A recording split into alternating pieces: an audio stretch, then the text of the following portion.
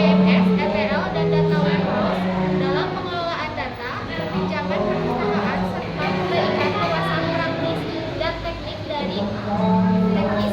bagi berbagai pihak terkait dalam meningkatkan efisiensi, pengambilan keputusan, dan pemanfaatan data berbasis teknologi.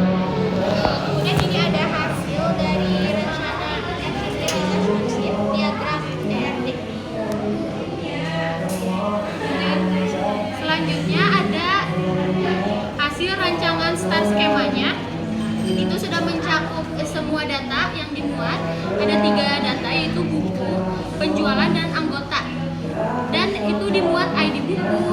Dalam buku itu ID buku, judul buku, penulis, penerbit, tahun terbit, genre, status. Lalu di tabel penjualan bisa dilihat juga itu ada ID peminjaman, ID buku, ID anggota, tanggal pinjam, lalu tanggal kembali yang aktual. Lalu ada denda juga.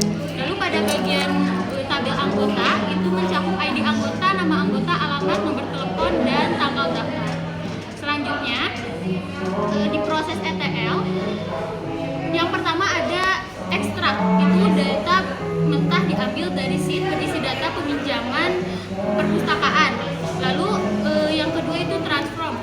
Data dibersihkan dan diolah menjadi format tanggal, diseragamkan lalu ditambahkan kolom tanggal serta dilakukan lookup nama anggota dan peminjaman. Lalu di step terakhir itu load, data dimasukkan ke sheet warehouse, lalu di staging area fakta, dimensi waktu, dimensi anggota, fakta peminjaman, itu semuanya dimasukkan ke sheet warehouse.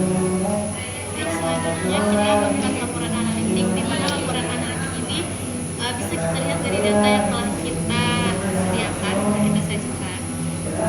Jadi kesimpulan pada penelitian kali ini adalah peneliti